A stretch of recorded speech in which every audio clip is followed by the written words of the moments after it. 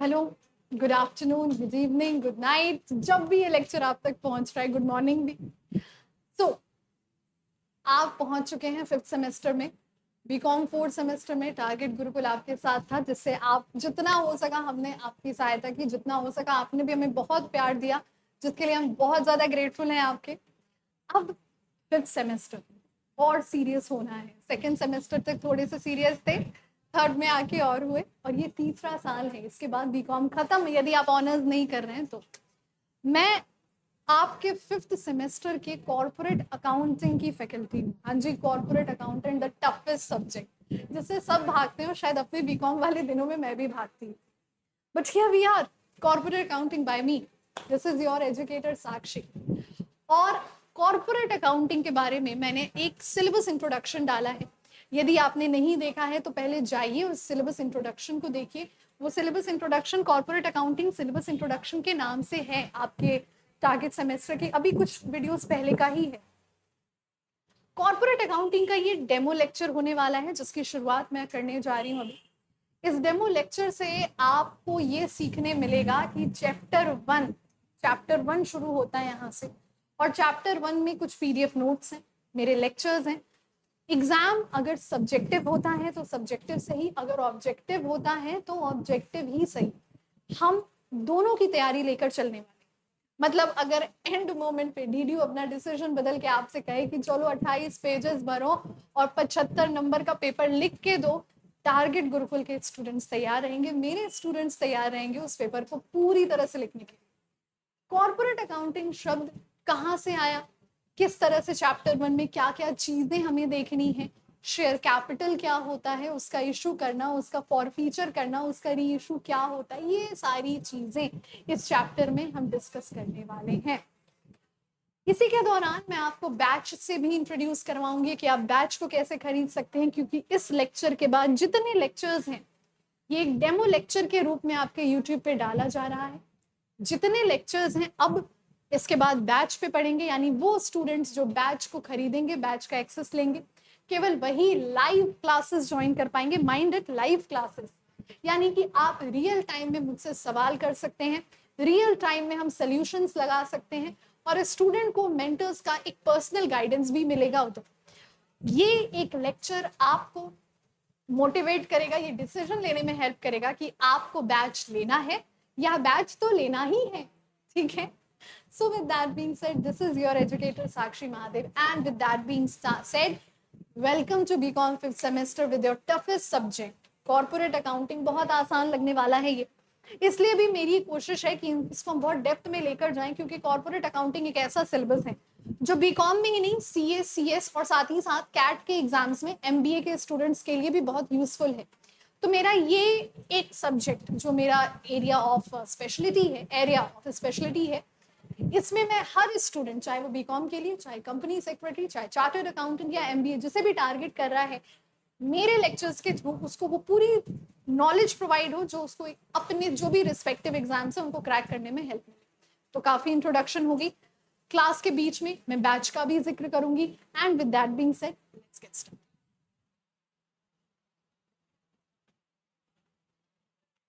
ये एक चार्ट बना हुआ है, एक फ्लो चार्ट बना हुआ है, और इस फ्लो चार्ट में इक्विटी कैसे इशू करवाई जाती है, इक्विटी कैसे मंगवाया जाता है, शेयर कैपिटल क्या होता है, ये सारी चीजों की डिस्कशन हम करेंगे।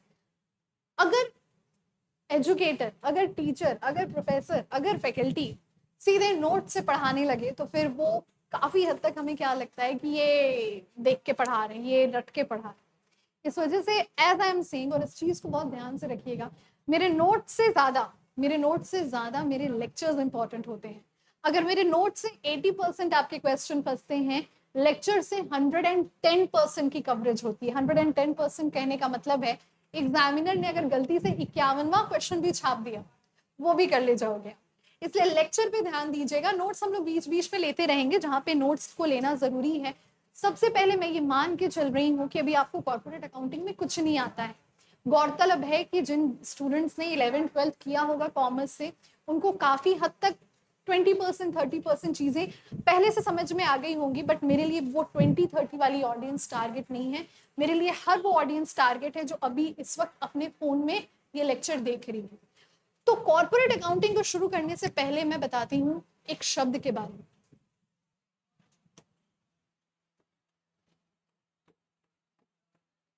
शेयर क्या होता है?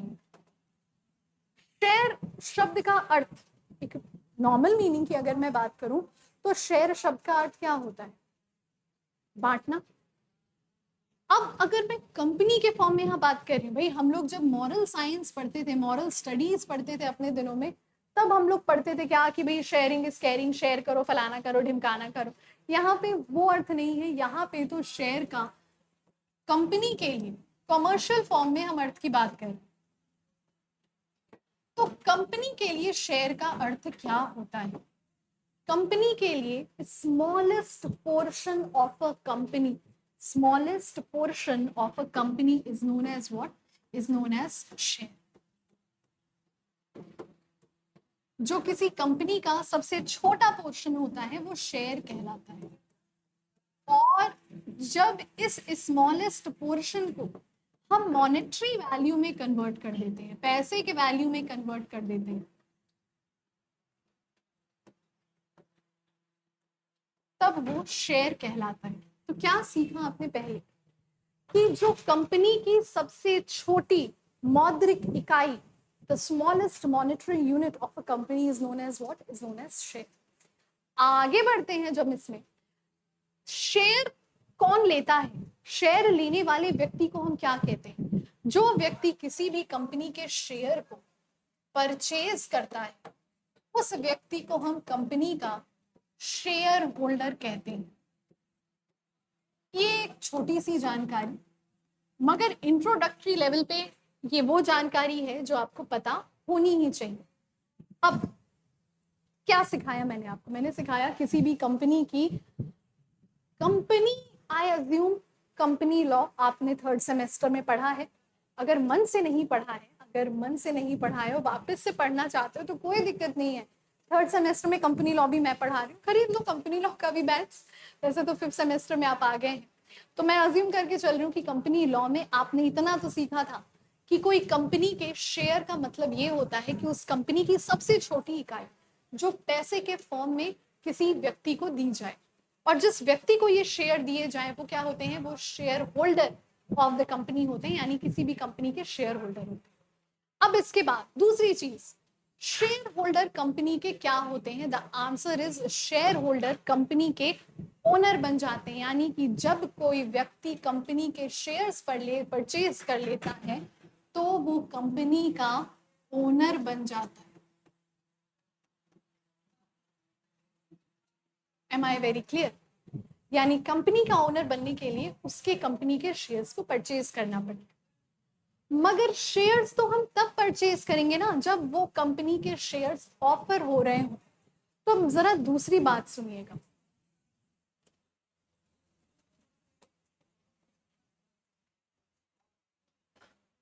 मान लीजिए किसी भी कंपनी को शेयर कैपिटल की जरूरत कब पड़ती? लेट्स से फॉर एग्जांपल मैंने कंपनी खोली, कंपनी अच्छा खासा काम भी कर रही थी, मैंने पैसे लगाए थे और समहाउ मेरे पैसे ग्रो करने लगे, प्रॉफिट होने लगा। अब मैं अपने काम का एक्सपेंशन करना चाहती हूँ। एक्सपेंशन मतलब विस्तृत करना चाहती हूँ। यदि आज मैं केवल गोरखपुर में व्यापार कर रही हूँ, मैं चाह रही हूँ कि मैं मुंबई में, बॉम्बे में बिजनेस करूँ, मैं दिल्ली में करूँ, मैं अपने कंपनी का विस्तार करना चाह रही हूँ। यानी कि जब कंपनी में एक्सपेंशन करना होता है तो हमको चाहिए और कैपिटल, यानी और पूंजी और पैसा। पूंजी यानी कि कैपिटल। कहाँ से लाएं पैसे? क्योंकि हमें यहाँ पे जो कैपिटल चाहिए बहुत ही विस्तृत होनी चाहिए, और पैसे ना तो मेरे पास है ना तो वो सारे पैसे आपके पास हैं। तो फिर यहाँ पे being the owner of the company या कंपनी के प्रमोटर के तौर पे मैं किसके पास जाऊंगी? मैं जाऊंगी सेबी के पास। सेबी यानी कि security exchange board of India. और security exchange board of India से मैंने कहा, क्या कहा मैंने कहा सेबी जी जरा सुनिए। सेबी जी बोले हाँ बोलो। मैंने कहा कि मुझे ना अपनी कंपनी का विस्तार करना है। वो बोले कर लो। मैंने कहा मगर पैसे नहीं है ना, मेरे को पब्लिक से पैसे दिला दो। बोले ले लो। हम बोले हम जाए ले लें, पैसा ले लें। उन्होंने बोला कि नहीं नहीं रुको रुको, अभी तो कुछ लीगल फॉर्मेलिटीज हैं, और जब तुम उन लीगल फॉर्मेलिटीज को कंप्लाई कर दोगी तभी तुम अपने पैसे को, अपने शेयर्स को ला सकते हो, इशू कर सकते हो और पब्लिक से पैसा उठा सकते हो। मैंने बोला अच्छा ठीक है, बताओ क्या क्या फॉर्मेलिटीज हैं। तो सेबी जी ने फॉर्मेलिटीज की एक लंबी लिस्ट लगा दी। अब वो फॉर्मेलिटीज क्या क्या है, वो फॉर्मेलिटीज जब हम पढ़ते हैं वो सारी फॉर्मेलिटीज हमें इस चैप्टर के एंड में पढ़ने को मिलती हैं। जब हम रीइशू और फॉरफीचर को सीख लेते तो बस इतना समझिए कि सेबी जी ने मुझसे कुछ लीगल फॉर्मेलिटीज की बात की और मैंने उन लीगल फॉर्मेलिटीज को कंप्लाई कर दिया। कंप्लाई कर दिया मतलब पूर्ण कर दिया। सेबी जी बोले ठीक है, मुबारक हो मुबारक हो, आपकी कंपनी स्टॉक एक्सचेंज में लिस्ट हो गई है। टेक्निकल शब्द है ये, और टेक्निकल शब्द को हम जनरली लैंग्वेज में, बोलचाल की भाषा में, चाहे हम हिंदी से हो या इंग्लिश से हो, टेक्निकल शब्दों को हम कभी उलटफेर नहीं कर सकते। तो सेबी जी की जब लीगल फॉर्मेलिटीज मैंने और मेरी कंपनी ने पूरा कर दिया तो सेबी जी मुझसे क्या बोले, भाई मुबारक हो मुबारक हो, आपकी कंपनी स्टॉक एक्सचेंज में लिस्ट कर दी गई है। यानी कि जो स्टॉक एक्सचेंज होते हैं ना, आप में से काफी स्टूडेंट होंगे जो शेयर्स में पैसे भी लगाते हैं, वो जो कंपनियां होती हैं ना जिनमें आप पैसे लगाते हैं वही लिस्टेड कंपनियां कहलाती हैं। यानी सेबी के फॉर्मेलिटीज को पूरा करने के बाद वो कंपनियां वहां पे दिखती हैं और तब जाके वो कंपनियों का शेयर कैपिटल बनाया जाता है। क्या कहना चाह रही हूं मैं यहाँ पे, देखिए जब कोई कंपनी स्टॉक एक्सचेंज मतलब निफ्टी, मतलब सेंसेक्स, मतलब बॉम्बे स्टॉक एक्सचेंज इन मार्केट में आ जाती है तब वो कंपनी लिस्टेड कहलाती है। यानी कि अब उस कंपनी में पब्लिक चाहे तो पैसा लगा सकती है।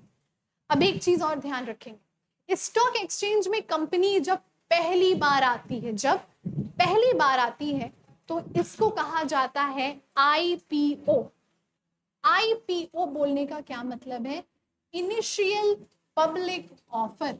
यानी कि पहली बार यहाँ पे पब्लिक को किसी कंपनी के शेयर आए हैं। आईपीओ शब्द खुद ही में क्या दिखाता है कि पहली बार ये कंपनी शेयर मार्केट में आई है और पहली बार पब्लिक से पैसा उठा रही है।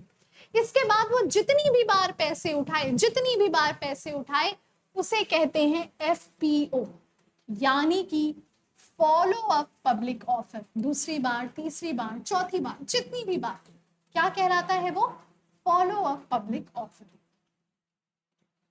बात समझ में आ गई मेरी?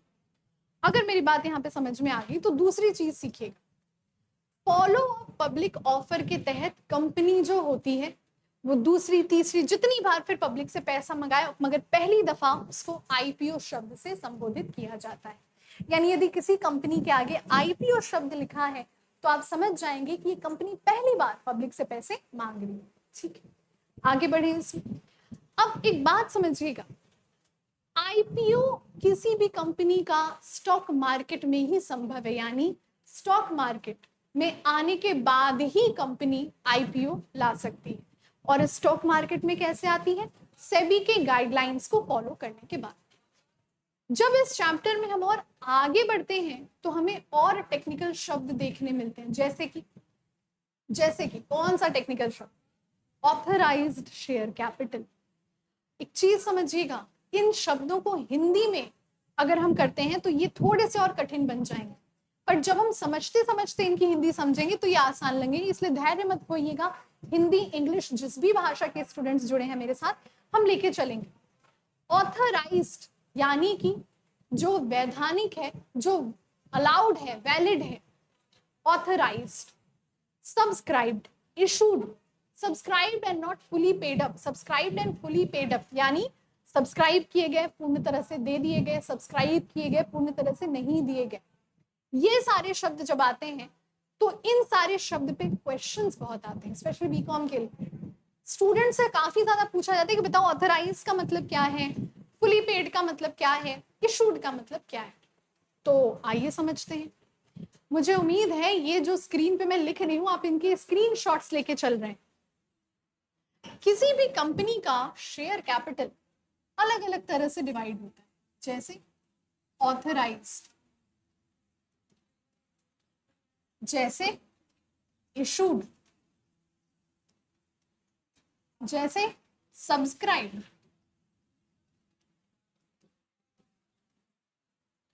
पहले इन तीन को समझेंगे, फिर हम लोग फुली पेड और नॉट फुली पेड की बात कर सकते। अब ऑथराइज को समझने के लिए इस एक सिनेरियो को समझिएगा। जब मुझे अपनी कंपनी को लिस्ट करवाना था, मतलब शेयर मार्केट में लाना था, तो मैं किसके पास गई थी? सेबी जी के पास। मैं वापस से गई सेबी जी के पास, मैंने बोला सेबी जी सुनिए सुनिए। बोले बताओ। मैंने कहा मेरे को ऑथराइज कैपिटल करवानी है। बोले ऑथराइज कैपिटल का मतलब जानती हो? मैंने बोला बिल्कुल जानती हूँ।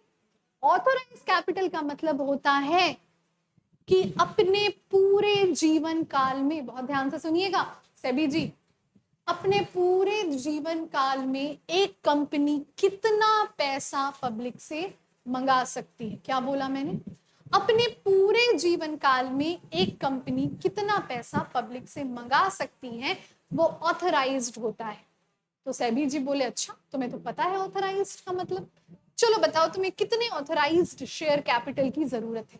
मतलब तुम्हें क्या लगता है कि तुम्हारी कंपनी अपने पूरे जीवन काल में कितने पैसों का उपयोग करेगी?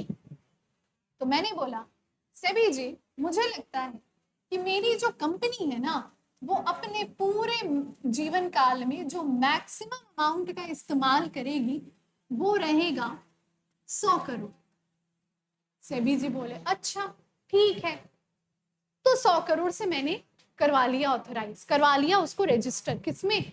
मेमोरेंडम ऑफ एसोसिएशन में, क्योंकि वहां होता है कैपिटल क्लॉज, पूंजी की विधि, जिसमें बताई जाती है कि कंपनी का पूर्ण ऑथराइज कैपिटल कितना है। ठीक है, तो मैंने 100 करोड़ से कंपनी का ऑथराइज कैपिटल, यानी वो कैपिटल जो कंपनी के पूरे जीवन काल में इशू किया जाएगा, उसको करवा लिया। कितना? मैंने बोला 100 करोड़ करवा लिया। ठीक है, अभी देखो, पर पता है मैं निकली थोड़ी चालू टाइप की, और मैं ही नहीं, हर व्यक्ति जो कंपनी फॉर्म में रजिस्टर करवाता है वो अपनी जरूरत से थोड़ा ज्यादा ही पैसा, या यूं कहें थोड़ा नहीं काफी ज्यादा पैसा ऑथराइज्ड के रूप में रखता है। क्योंकि फिलहाल तो मुझे जरूरत थी, रिक्वायरमेंट थी कितने की? फिलहाल मुझे रिक्वायरमेंट थी केवल 60 करोड़ की। मगर मगर मैंने 100 करोड़ करवा लिया, क्योंकि जब ये 60 करोड़ मेरे कंप्लीट यूज हो जाएंगे तो क्या मैं फिर से दौड़ूंगी सेबी के पास, ये जानते हुए कि वो कितनी ज्यादा कानूनी कार्रवाई का इस्तेमाल करती है? क्या मैं फिर से दौड़? अरे नहीं यार। इस वजह से किसी भी कंपनी का जो प्रमोटर होता है वो पहले से ही कुछ मार्जिन लेके चलता है, और उस मार्जिन के तहत ऑथराइज कैपिटल हमेशा थोड़ा सा रिक्वायरमेंट से ज्यादा रखता है। मुझे जरूरत कितने की थी? 60 करोड़ की। मैंने रजिस्टर कितने पे करवाया? 100 करोड़ का।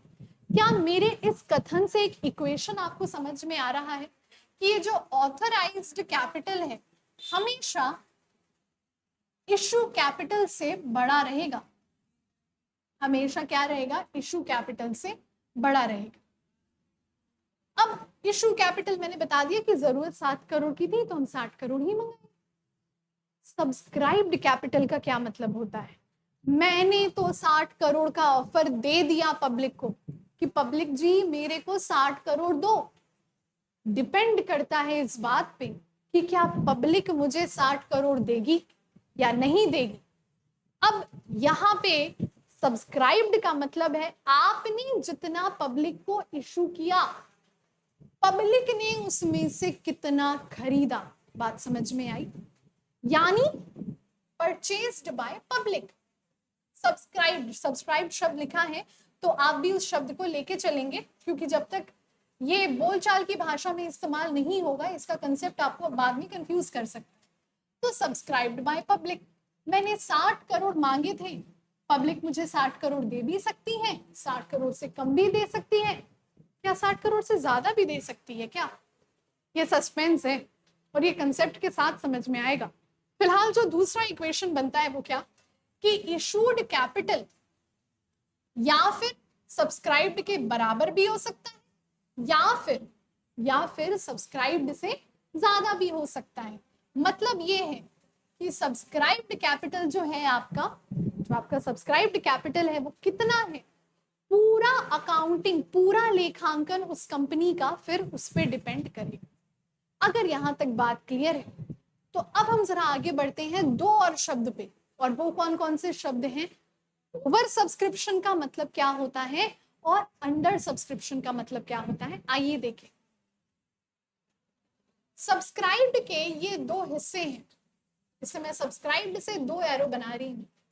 एक है ओवर सब्सक्रिप्शन,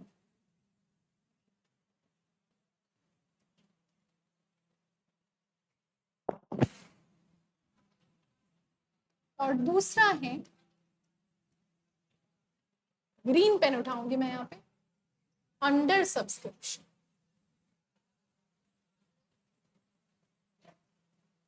बात को ध्यान से समझिएगा। अंडर सब्सक्रिप्शन और ओवर सब्सक्रिप्शन का अर्थ क्या है। मैंने पब्लिक से मांगे 60 करोड़। कैसे मांगे 60 करोड़?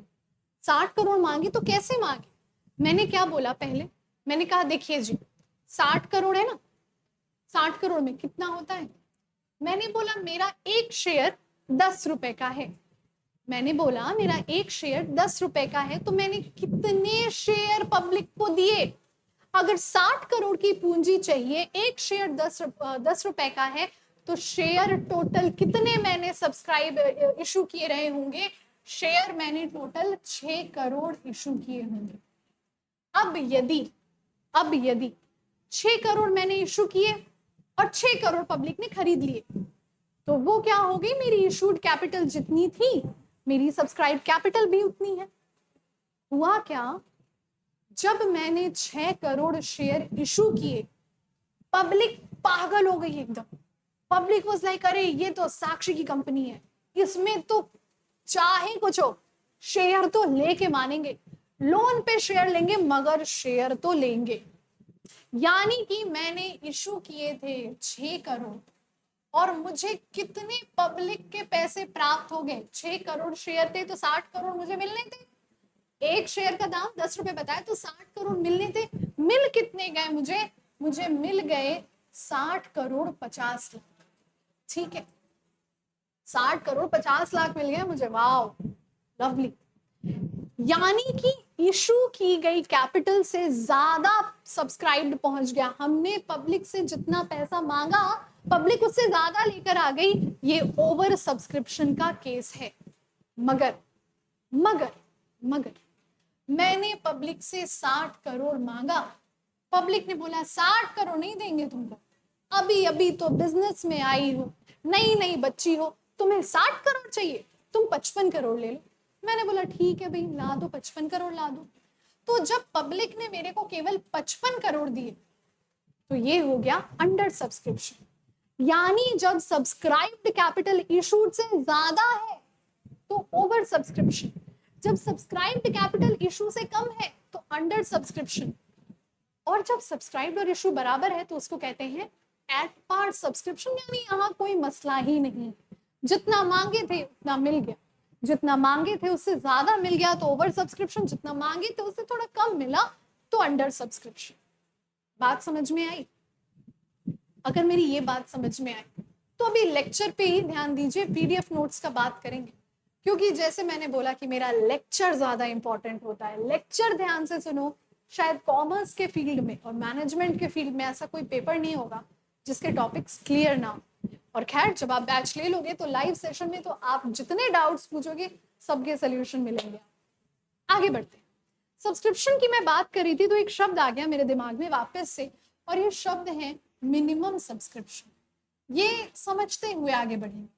वैसे तो मिनिमम सब्सक्रिप्शन का शायद इस चैप्टर में जिक्र काफी बाद में है, बट फिर भी क्योंकि हमारा ये पहला डेमो लेक्चर है और इस लेक्चर में मैं उतना मैक्सिमम आपको समझाना चाहती हूँ जिसकी वजह से आप जब लाइव बैच कल परसों ज्वाइन करें मेरा तो आपको समझ में आए चीजें और डिटेल में। तो जरा समझना मिनिमम सब्सक्रिप्शन, मिनिमम सब्सक्रिप्शन का क्या मतलब होता है। मिनिमम सब्सक्रिप्शन का मतलब होता है, अभी मैंने क्या समझाया, ओवर सब्सक्रिप्शन अंडर सब्सक्रिप्शन। कितना अंडर सब्सक्रिप्शन होगा तो ठीक है, कितना नहीं हो रहा है तो वो मिनिमम सब्सक्रिप्शन की कंडीशन को जस्टिफाई नहीं करता। क्या बोल दी मैम आप, टेक्निकल लैंग्वेज में इंग्लिश में कुछ भी बोलती जाती हैं, तो सुनो मेरी बात। जब मैं गई सेबी जी के पास, मैंने बोला सेबी जी मुझे 60 करोड़ चाहिए पब्लिक से। पहले तो मैंने बोला कि 100 करोड़ ऑथोराइज कर दो, फिर मैंने बोला 60 करोड़ का मेरे को आईपीओ निकालने का। बोले ठीक है, मगर ध्यान रखना यदि मिनिमम सब्सक्रिप्शन की शर्त तुम्हारी कंपनी ने पूरा नहीं किया तो अपने शेयर लेके वापस उसी रफ्तार से चली जाना जिस रफ्तार से आई थी। मैंने बोला ठीक है, I will do it. Minimum subscription की कंडीशन क्या कहती है? मिनिमम सब्सक्रिप्शन की कंडीशन कहती है कि यदि किसी कंपनी ने पब्लिक में जितना इशू कैपिटल किया है, यदि इस इशू कैपिटल से 90% कम, मतलब कि 90% भी अगर पब्लिक ने सब्सक्राइब नहीं किया, यानी कि मिनिमम 90% तो सब्सक्राइब पब्लिक को करना ही है। अगर मिनिमम 90% सब्सक्राइब करना है तो यही मिनिमम सब्सक्रिप्शन कहलाता है। यानी कि मैंने पब्लिक से कितना मांगा? मैंने पब्लिक से मांगा 60 करोड़, और अगर पब्लिक ने 60 करोड़ का मिनिमम 90% सब्सक्राइब नहीं किया तो ऐसे दशा में क्या हो जाएगा? मेरे को अपना शेयर वापस लेके जाना पड़ेगा। यानी कि 54 करोड़ रुपए तो मुझे प्राप्त होने ही होने चाहिए। जब 54 करोड़ यानी कि 90% पब्लिक खरीदती है तभी मैं उस मार्केट में रह सकती हूँ, अन्यथा ये मान लिया जाएगा कि शायद मेरे संस्था की अभी उतनी अच्छी इमेज बनी नहीं है कि पब्लिक मेरे पैसों को, पब्लिक मेरे शेयर को खरीदे। ठीक है, तो एक बात बताओ, कॉमर्स वाला दिमाग लगा के एक बात बताओ मुझे, क्या कोई प्रमोटर इतना बड़ा रिस्क लेगा कि वो दुनिया भर की सारी फॉर्मेलिटी कर दिया और अभी भी वो डिपेंड है इस बात पे कि भाई पब्लिक पैसा लेगी तब हमको मिनिमम सब्सक्रिप्शन लेगी तभी हम आगे बढ़ेंगे? नहीं, हम मिनिमम सब्सक्रिप्शन के लिए एक अंडर राइटर रखते हैं। क्या मतलब है अंडर राइटर का? अंडर राइटर उन व्यक्तियों को कहा जाता है जब किसी कंपनी का 90% से कम का शेयर सब्सक्राइब होगा। जितना 90% से कम है वो ये अंडरराइटर्स द्वारा खरीद लिया जाएगा। यानी कि ये अंडरराइटर्स हमें मिनिमम सब्सक्रिप्शन तक पहुंचने की सहायता करते हैं। और याद रखना इस एग्जाम्पल में भी मैंने क्या बोला था कि यदि मेरे कंपनी को 55 करोड़ रुपए केवल मिले, मैंने 1 करोड़ का मार्जिन फिर भी रखा, अगर मैं 53 करोड़ बोल देती तो वो सेटिस्फाई नहीं करता, क्योंकि 90% यानी 54 करोड़ तो मिनिमम सब्सक्रिप्शन है। तो 54 करोड़ से नीचे बिल्कुल नहीं, सेबी मानेगा नहीं, वो बोलेगा अभी तुम्हारी कंपनी की इतनी अच्छी इमेज ही नहीं है कि तुम पब्लिक से पैसा मांगोगी। बात समझ में आई? इस वजह से मिनिमम सब्सक्रिप्शन का कंडीशन जो शर्त है वो डेफिनेटली मीट की जानी चाहिए। आगे बढ़ते हैं।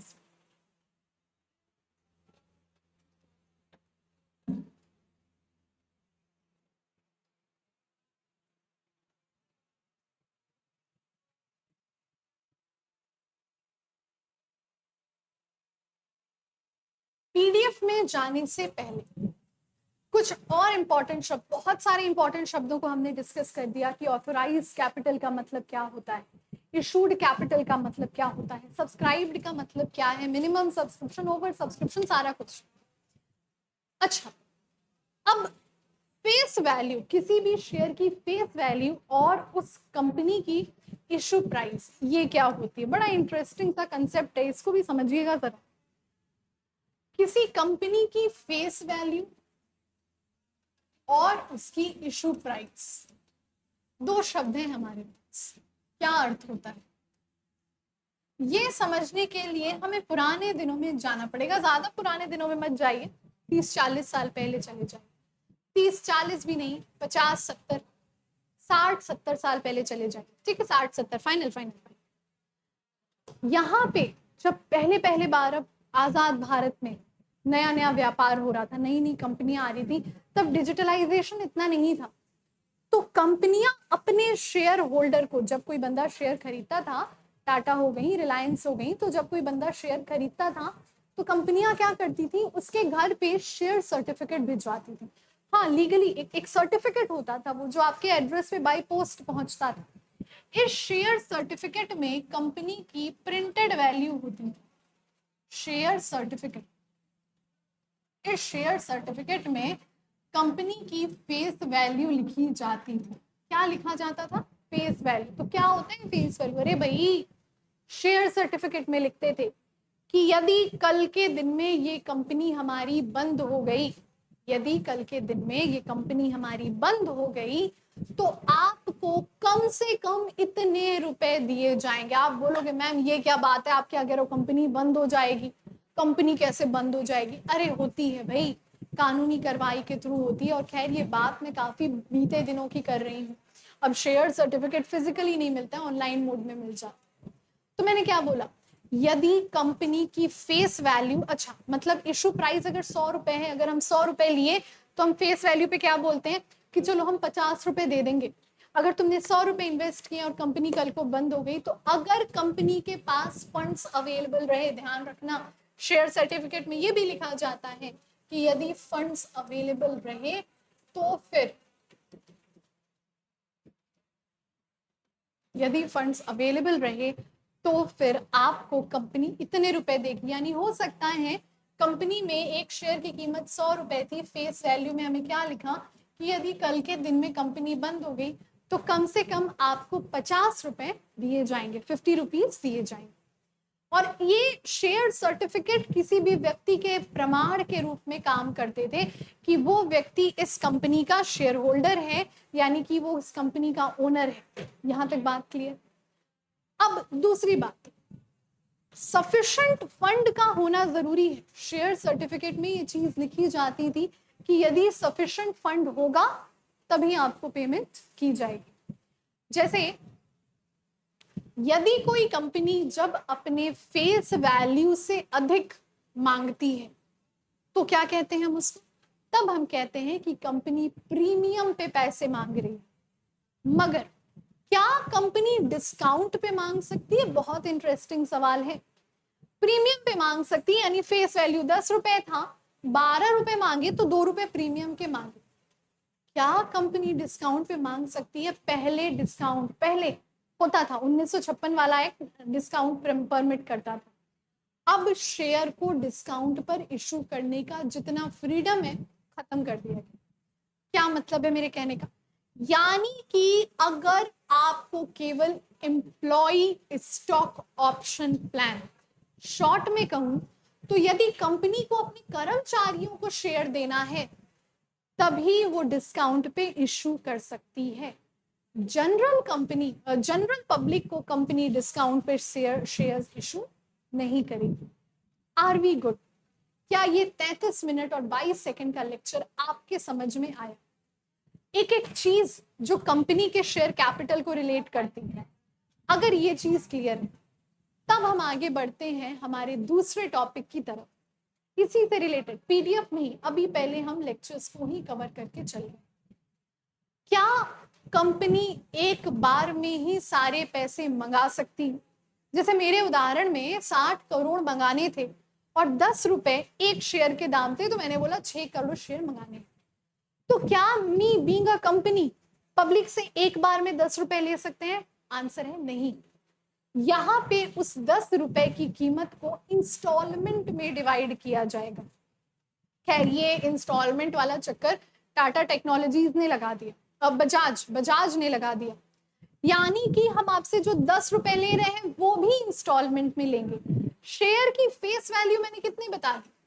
मैंने बोल दिया कि शेयर की फेस वैल्यू है, कंफ्यूज नहीं होते हैं, सिंपली समझिए शेयर की प्राइस है 10 रुपए, और हम 10 रुपए एक बार में मंगाने के बजाय इसको छोटे छोटे इंस्टॉलमेंट्स में डिवाइड कर देते हैं। जब इसको हम छोटे छोटे इंस्टॉलमेंट में डिवाइड कर देते हैं तब वो कहलाती है कंपनी के जनरली 4 स्टेजेस होते हैं। एग्जामिनर का अगर सर फिर गया आपके ऊपर तो वो 5-6 जितना स्टेजेस चाहे वो ला सकता है। What I am trying to say over here, पहले इंस्टॉलमेंट का नाम होता है एप्लीकेशन, और ध्यान रखिएगा जर्नल एंट्रीज भी आपको इन्हीं इंस्टॉलमेंट पे पास करनी होती है। दूसरे इंस्टॉलमेंट का नाम होता है अलॉटमेंट। तीसरे इंस्टॉलमेंट का नाम होता है फर्स्ट कॉल। और जैसा कि मैंने बोला ज्यादातर सवाल में 4 इंस्टॉलमेंट तक ही होते हैं, तो चौथे इंस्टॉलमेंट को कहते हैं second and final call. Second and final call. 10 रुपए को 4 स्टेजेस में मंगाना है। पहले हो सकता है एप्लीकेशन में मैंने 2 रुपए मंगा लिए, अलॉटमेंट में 3 रुपए मंगा लिए, फर्स्ट कॉल में फिर 3 रुपए मंगा लिए, और सेकंड कॉल में 2 रुपए मंगा लिए। यानी ये 10 रुपए भी मैंने अलग अलग स्टेजेस में मंगाए। और इंस्टॉलमेंट का नाम क्या दिया मैंने? एप्लीकेशन, अलॉटमेंट, फर्स्ट कॉल, और अंतिम का सेकंड एंड फाइनल कॉल। आगे बढ़ने से पहले ये जो अलग अलग स्टेजेस हैं, यही अलग अलग स्टेजेस की जर्नल एंट्री हम क्लासेस में सीखेंगे, कैसे जर्नल एंट्री पास की जाती है। इसके अलावा डिफरेंस होता है हमेशा अप्लाइड और अलॉटेड शेयर में, और ये डिफरेंस तब बड़े मुख्य रूप से देखने को मिलता है जब कंपनी में ओवर सब्सक्रिप्शन हो जाता है। आएंगे जरा समझेंगे। अप्लाइड जो ये मैंने अभी पढ़ाया ना आपको, एप्लीकेशन और अलॉटमेंट, इसमें फर्क क्या होता है जरा देखिए। इस एग्जाम्पल में मैंने कहा कि मैंने 60 करोड़ मंगाए थे, मुझे 60 करोड़ 50 लाख मिले, ठीक है, 60.5 करोड़ मिले। यानी कि जितना मंगाया था, मैंने 6 करोड़ शेयर मांगे, मगर कंपनी ने मुझे कितने दे दिए? मुझे कंपनी ने 6.5 करोड़ के पैसे दे दिए। तो यहाँ पे हो सकता है कंपनी जितना लोग अप्लाई किए हो उनमें कम में दे, उनसे ज्यादा में दे। अंडर सब्सक्रिप्शन का क्या मतलब होता है? अंडर सब्सक्रिप्शन का मतलब होता है 6 करोड़। अगर मैंने 6 करोड़ मांगा था, हो सकता है मेरे let's say for example 6 crore ना होके 5.4 करोड़ मिनिमम सब्सक्रिप्शन की अमाउंट, या 5 करोड़ या 5.5 करोड़ शेयर ही पब्लिक ने खरीदे। तो यहाँ पे जो एंट्री होगी वो अलॉटेड पे मिलेगी। अगर छोटे से अमाउंट से बताऊं तो शायद बेहतर समझ में आएगा। 10 रुपए मांगे थे, 12 रुपए मिल गए, तो अप्लाइड कितने हैं यहाँ पे? अलॉट 10 ही रुपए हैं अलॉट करने के लिए, तो हम 12 कैसे अप्लाई अलॉट कर सकते हैं? एप्लीकेशन का मतलब है पब्लिक ने एप्लीकेशन मंगाई है कि हमको चाहिए इतना शेयर। अलॉटमेंट में हो सकता है हम उतने शेयर दे दें, हो सकता है उससे कम दे दे, हो सकता है उससे ज्यादा दे दे। ये डिपेंड करता है ओवर सब्सक्रिप्शन और अंडर सब्सक्रिप्शन पे। और जब हम सवाल को बैच में लगाएंगे तो हमें ये और डिटेल में बात समझ में आएगी। ठीक है, आगे बढ़ते हैं इसमें और पीडीएफ नोट्स पे चलते हैं। इंट्रोडक्शन में काफी कुछ सीख लिया आपने, एप्लीकेशन और अलॉटमेंट के बीच की डिफरेंस को भी देख लिया। अब जरा आगे बढ़ते हैं और हम देखते हैं हमारा लेक्चर पीडीएफ में क्या क्या चीजें थी। अब पीडीएफ में आपको बहुत आसानी से समझ में आ जाएगा। इक्विटी शेयर कैपिटल के बारे में बताया गया है कि कैसे हम करते हैं। एक शब्द देखेंगे यहाँ पे, प्रोस्पेक्टस लिखा गया है। प्रोस्पेक्टस क्या होता है? शादी का सीजन जब चलता है तो क्या आप किसी की शादी में भी ऐसे ही पहुंच जाते हो मुंह उठा के? एक्सेप्शंस की बात मैं नहीं कर रही। क्या अपना पूरा परिवार लेके किसी के भी शादी में पहुंच जाते हो? The answer is no. जब तक शादी का निमंत्रण नहीं आता है तब तक आप नहीं जाते हो, इनविटेशन नहीं आता है, नहीं जाते हो। ठीक उसी तरह जो प्रोस्पेक्टस होता है वो पब्लिक के लिए एक इनविटेशन की तरह काम करता है कि हम पब्लिक को इनवाइट करते हैं कि पब्लिक आओ और हमारी कंपनी के शेयर्स लो। ये इनविटेशन टू पब्लिक प्रोस्पेक्टस कहलाता है। और ये प्रोस्पेक्टस अलग अलग तरीके का होता है। Shelf prospectus, red herring prospectus, abridged prospectus. तो कंपनी के अनुसार जो प्रोस्पेक्टस सही है, जो सूटेबल है, जो रजिस्ट्रार ऑफ कंपनीज उसको बताते हैं कि तुम ये वाला प्रोस्पेक्टस इशू करो, कंपनी उस प्रोस्पेक्टस के हिसाब से काम करती है। उसके बाद full subscription, under subscription, over subscription समझा दिया है मैंने आपको। फिर भी क्या लिखा है मैंने, देखिए। फुल सब्सक्रिप्शन यानी कि जितना मंगाया था उतना हासिल हो गया। अंडर सब्सक्रिप्शन में दोनों कंडीशन बोली गई है। मिनिमम सब्सक्रिप्शन यदि पाया है तो उतना शेयर अलॉट कर दो, मतलब उतना शेयर पब्लिक को दे दो और अपना काम शुरू करो। अगर मिनिमम सब्सक्रिप्शन नहीं हुआ है जैसा कि मैंने बताया ये एक ऐसी कंडीशन है जो सेटिस्फाई होना ही है। तो यदि मिनिमम सब्सक्रिप्शन नहीं हुआ है तो सारा एप्लीकेशन का पैसा लौटा दो। तो इसीलिए अंडर राइटर्स रखते हैं हम, इसीलिए हम क्या करते हैं, अंडर राइटर्स लगते हैं कि भाई इतना बड़ा रिस्क थोड़ी लेंगे, इतना लॉ का काम कर लिया, इतनी कानूनी कार्रवाई कर ली, अब आप कह रहे हो कि अगर 90% ना मिले तो वापस ले जाओ, पैसा गया कहाँ, पैसा वेस्ट हो जाए हमारा। The answer is no. इस वजह से हम अंडर राइटर्स करते हैं। और खैर उसका जिक्र किया है मैंने आपसे, अगर ओवर सब्सक्रिप्शन हो गया, मतलब जितना मंगाए थे उससे ज्यादा पैसा मिल गया, तो आप या तो जितना ज्यादा मिला है वो सब लौटा दो। 10 लाख चाहिए था, 10 लाख मिला है, 10 लाख चाहिए था, 12 लाख मिला है, 2 लाख पूरा लौटा दो। या फिर प्रो रेटा अलॉटमेंट कर दो, यानी कि 12 lakh shares, 12 lakh share capital, 12 lakh amount मिली है अगर, तो यानी कि 1,20,000 लोगों ने तुम्हारा शेयर अप्लाई किया है, 1,20,000 शेयर होल्डर हैं, तो जिसने 10 मांगा है उसको 5 दो, जिसने 5 मांगा है उसको 3 दो, जिसने 2 मांगा है उसको 1 दो, मगर हर व्यक्ति को थोड़ा कम कम ही सही मगर शेयर दे दो। इसको क्या कहते हैं, प्रो रेटा अलॉटमेंट। जितना अप्लाई किया है उससे कम दो मगर सबको शेयर दे दो, उसको क्या कहते हैं, प्रो रेटा अलॉटमेंट। बात समझ में आई? ये बात इसलिए और अच्छे समझ में आ चुकी होगी क्योंकि अभी 40 मिनट तक आपने पूरा लेक्चर किया है, एक एक चीज को समझा है। आगे बढ़ती हूं मैं, जरा देखते हैं, ये तो हमारे नोट्स थे और मुझे उम्मीद है आपने सबका स्क्रीनशॉट ले लिया होगा, बहुत इंपॉर्टेंट है ये सब। हाँ जी, इसके बाद फेस वैल्यू की भी मैंने बात की। मैंने आपसे बात की कि शेयर जब नगद के लिए इशू करते हैं यानी पब्लिक से पैसा मांगते हैं, तो जब शेयर की कीमत उनके फेस वैल्यू से अधिक होती है तो उसको हम प्रीमियम कहते हैं।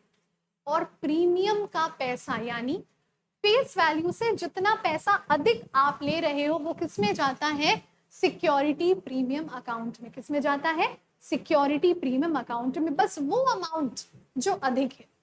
इसके अलावा कंपनी एक्ट के सेक्शन 53 को समझना बहुत जरूरी है। क्या कहता है सेक्शन 53? अभी अभी तो बताया था, अभी अभी तो सिखाया था, क्या बोला था कि पहले डिस्काउंट पे इशू होता था, कब, जब 1956 का कानून था। अब 1956 का कानून काम नहीं कर रहा है, तो आप अब केवल अपने एम्प्लॉय को डिस्काउंट पे दे सकते हो। ध्यान से समझिएगा, अब आप केवल अपने एम्प्लॉय को डिस्काउंट पे दे सकते हो, एम्प्लॉय के अलावा किसी को डिस्काउंट पे नहीं दोगे। ये सेक्शन 53 कंपनी एक्ट का आपको रिस्ट्रिक्ट करता है, प्रोहिबिट करता है जनरल पब्लिक को डिस्काउंट पे इशू देने के लिए। ठीक है, ये बात मैंने आपसे कर ली है, ये मैक्सिमम चीजें मैंने हम अभी अभी डिस्कस कर लिया। अच्छा, इसके बाद अब जरा मैं बात करती हूँ कि कैपिटल, ये सारी चीजें मैंने आपको सिखा दी कि कैपिटल कब कंपनी द्वारा मंगाया जा सकता है, मिनिमम, मैक्सिमम, सॉरी मैक्सिमम तो कितना भी अमाउंट हो सकता है, मगर एक चीज और मैं आपको सिखा दूं, पब्लिक कंपनियां ही, पब्लिक लिमिटेड कंपनियां ही शेयर मंगा सकती हैं। प्राइवेट लिमिटेड जो कंपनियां होती हैं वो शेयर्स पब्लिक से, आम जनता से नहीं मंगाएंगे। जो ऐसी कंपनियां होती हैं जो प्राइवेट लिमिटेड होती हैं, ये केवल 200 शेयर्स की प्लेसमेंट कर सकते हैं, यानी कि इसको प्राइवेट प्लेसमेंट ऑफ शेयर कहा जाता है। प्राइवेट प्लेसमेंट बोलने का मतलब है कि कोई भी प्राइवेट कंपनी पब्लिक से पैसा नहीं मंगाएगी, बल्कि वो अपने ही लोगों में 200 एट एनी टाइम 200 से ज्यादा प्राइवेट प्लेसमेंट नहीं होने चाहिए। यानी अगर मैंने प्राइवेट कंपनी खोली तो मैं 200 लोगों में शेयर बांट सकती हूँ, वो जनरल पब्लिक के नहीं होंगे, और केवल ये 200 लोग करेंटली मेरे कंपनी में होने चाहिए। मतलब प्राइवेट प्लेसमेंट मतलब मेरे द्वारा ये शेयर लगाए गए। तो आज के लिए स्टूडेंट्स, ये पहला लेक्चर था आपका शेयर कैपिटल का, जिसमें मैंने पूरी थ्योरी कवर की। इसके बाद जब आप बैच लेंगे तो थ्योरी के साथ न्यूमेरिकल, सब्जेक्टिव के साथ ऑब्जेक्टिव, सारी चीजें कवर करेंगे हम। बैच के बारे में जैसा कि मैंने लेक्चर के शुरुआत में बोला था, थोड़ी सी डिस्कशन करूंगी मैं। बीकॉम 5th सेमेस्टर का ये बैच है। यहाँ पे आपको एक्सपर्ट फैकल्टीज के साथ एक बैच मिल रहा है जिसमें मैं हूँ, Amrit Rai sir and Simran Sharma ma'am. ये 3 फैकल्टीज आपको आपके सारे सब्जेक्ट्स की 100% कवरेज कराएंगे। Plus DPPs, PYQ। और जैसा कि मैंने बोला, सब्जेक्टिव हो या ऑब्जेक्टिव हो, तैयारी हम हर एग्जाम की करेंगे। इसमें आपको और क्या मिलता है, 24/7 डाउट सपोर्ट, यानी आप जब हमारे व्हाट्सएप से जुड़ते हैं तो हमारे व्हाट्सएप पे आपको अपने जितने भी डाउट सपोर्ट हैं वो सारा कुछ मिलता है। आप अपने क्वेश्चंस पूछ सकते हैं, मेंटर्स की गाइडेंस मिलेगी आपको। यहाँ पे DPP और PYQ के साथ ही साथ अगर एग्जाम थ्योरेटिकल है तो हम आपको लिखने का तरीका भी समझाएंगे। लाइव सेशंस में आप हमसे इंटरेक्शन करते हैं, यानी लाइव सेशंस का बैच, आप जब ये बैच खरीदेंगे तो अगला जो बैच होगा आपका वो लाइव सेशन में आप मेरे साथ जुड़ेंगे। मतलब यहाँ मैं पढ़ा रही हूँ, वहां आपके सवाल, and we can discuss it 1 to 1 with in real time, हम उसकी डिस्कशन करेंगे। तो मैं उम्मीद करती हूँ आप में से मैक्सिमम या आप में से सारे ही स्टूडेंट्स जाइए। टारगेट गुरुकुल का ऐप आई अज्यूम सबके फोन पे होगा, तो मैं ये नहीं कहूँगी टारगेट गुरुकुल का ऐप डाउनलोड करिए, बट अब जाएं और उस बैच में, बीकॉम 5th सेमेस्टर के इस बैच को खरीदिए। उस ऐप में, उस बैच में नहीं, उस ऐप में बीकॉम 5th सेमेस्टर के इस बैच को खरीदिए, जिसकी प्राइस है केवल 599, यानी 600 में 1 रुपए कम। और लाइव सेशंस के दौरान मैं मिलूंगी आगे इस चैप्टर को टू बी कंटिन्यूड। इस चैप्टर के जितने भी जर्नल एंट्रीज रहेंगे, शेयर्स का इशू, शेयर्स का फॉरफीचर, और हाँ, आप में से अभी भी जिन स्टूडेंट्स को कॉर्पोरेट अकाउंटिंग में क्या पढ़ना है ये अगर नहीं पता है, तो मेरा एक वीडियो कॉर्पोरेट अकाउंटिंग के सिलेबस को डिस्कस करते हुए है, तो जाइए और उस सिलेबस को भी देखिए कि कॉर्पोरेट अकाउंटिंग में आपको क्या पढ़ना है, कितनी सारी चीजें पढ़नी है, न्यूमेरिकल प्लस थ्योरी। एंड मैं इंतजार करूंगी आपका लाइव बैच में, तो जुड़िएगा मेरे साथ, बात करेंगे, हम सवाल जवाब करेंगे और 100% सिलेबस की कवरेज करेंगे। So with that being said, अपना बहुत अच्छा ध्यान रखिए एंड मिलती हूँ मैं आपसे लाइव सेशन। Thank you.